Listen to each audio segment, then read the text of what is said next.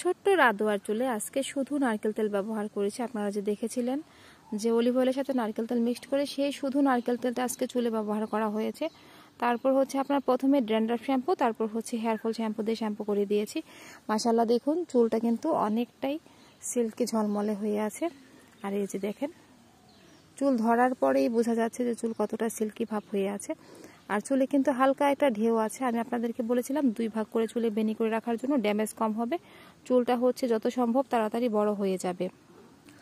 তো দেখুন মাশাআল্লাহ রাদোয়াকে কিন্তু অনেক সুন্দর লাগছে দেখতে। তো এই যে চুলটা এখনও পুরোপুরি শুকায়নি, 5% হচ্ছে একটু ভেজেই আছে, তারপরও চুলটা কিন্তু ভালোই ঝলমলে হয়েছে। শুধু নারকেল তেল অ্যাপ্লাই করেছি, শ্যাম্পু আর সবশেষে হচ্ছে কন্ডিশনার ব্যবহার করেছিলাম।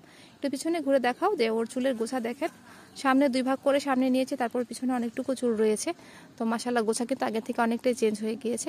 আপনারা প্রপারলি হচ্ছে খাওয়া দাওয়াটা মেনটেন করবেন, শ্যাম্পু কন্ডিশনার তেল ব্যবহার করবেন, সব কিছু একদম সুন্দর পেয়ে যাবেন। চুলের ব্যাপারে চুল সুন্দর হয়ে যাবে আর কি এইটুকু ব্যবহার করলে।